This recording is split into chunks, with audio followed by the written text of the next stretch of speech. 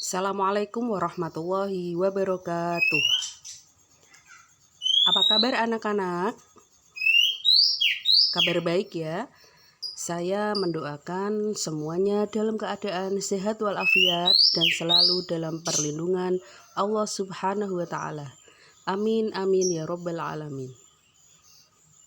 Materi kita yang ketiga adalah teks anekdot. Untuk mempelajari materi ini, kalian bisa membaca sendiri di Classroom. Di Classroom sudah saya bagikan materi tentang anekdot, dan pada video ini saya akan menjelaskan cara menganalisis struktur anekdot. Tolong disimak ya. Berikut ada contoh teks anekdot yang berjudul larangan merokok. Pada teks ini, saya membedakan masing-masing bagian struktur dengan cara membedakan warna. Ada yang berwarna merah, biru, ungu, hijau, dan merah muda. Masing-masing bagian yang berbeda warna ini terkait dengan struktur anekdot. Mari kita mulai belajar untuk menganalisis struktur anekdot yang berjudul larangan merokok. Berikut adalah analisis struktur anekdot larangan merokok. Disimak baik-baik ya. Yang pertama, bagian yang saya cetak menggunakan warna merah. Lina merupakan wanita kecil yang berada dalam satu keluarga. Bagian struktur anekdot yang pertama ada abstraksi ya. Bagian ini merupakan bagian abstraksi karena belum muncul masalah. Kalimat ini hanya sebagai pengantar cerita saja. Andaikan kalimat ini dihilangkan, maka tidak akan merusak keutuhan cerita anekdot larangan merokok. Jadi, bagian ini boleh ada, boleh tidak ada. Tidak wajib bagian abstraksi ini atau bersifat opsional. Bagian yang kedua. Pada suatu hari, Lina memandang bapaknya lagi merokok di depan rumahnya. Lina yang mengenali kalau merokok itu sangat berisiko untuk kesehatan, maka langsung menegur bapaknya. "Bapak, jangan merokok. Rokok itu bahaya buat badan Bapak," ucap Lina, wanita kecil yang masih lugu.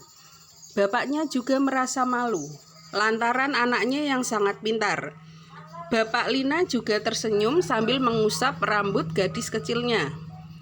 "Bapak, cepat matikan rokoknya," ucap Lina sekali lagi, memerintahkan kebaikan buat bapaknya.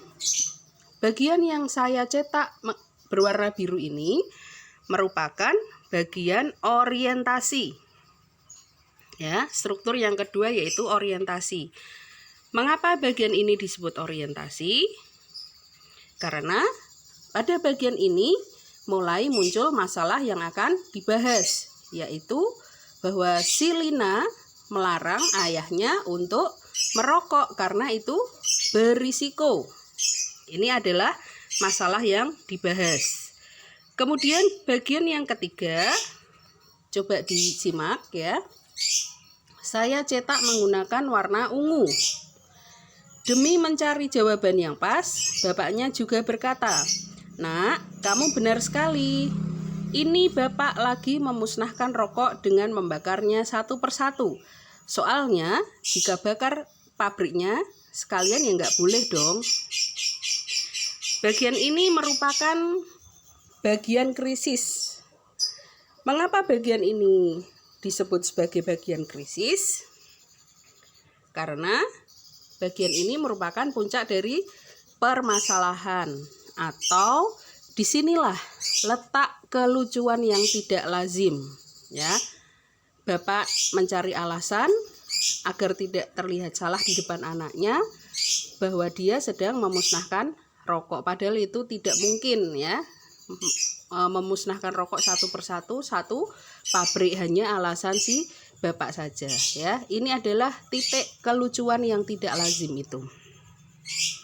Kemudian bagian yang keempat, yang saya cetak menggunakan warna hijau. Sang anak menjitak kepala ayahnya. Bagian ini merupakan struktur yang keempat, yaitu reaksi. Bagian reaksi ini ya menunjukkan tanggapan atas krisis. Setelah mendengar jawaban bapaknya bahwa dia sedang membakar rokok satu persatu karena tidak boleh membakar pabriknya, kemudian sang anak memberi reaksi, memberi tanggapan. Apa tanggapannya? Sang anak menjitak kepala ayahnya.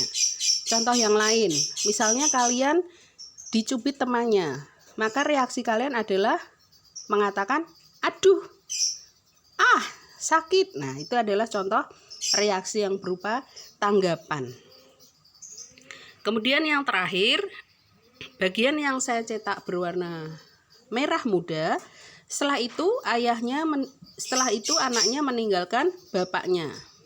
Bagian ini merupakan struktur teks anekdot yang kelima, yaitu koda. Sebagai penutup, sama dengan abstraksi, bagian ini bersifat opsional, boleh ada, boleh tidak ada. Seandainya bagian ini dihilangkan, juga tidak akan merusak keutuhan cerita. Ya, begitu anak-anak penjelasan tentang cara menganalisis struktur anekdot. Mohon maaf jika ada yang kurang berkenan dan ada suara-suara. Terima kasih. Assalamualaikum warahmatullahi wabarakatuh.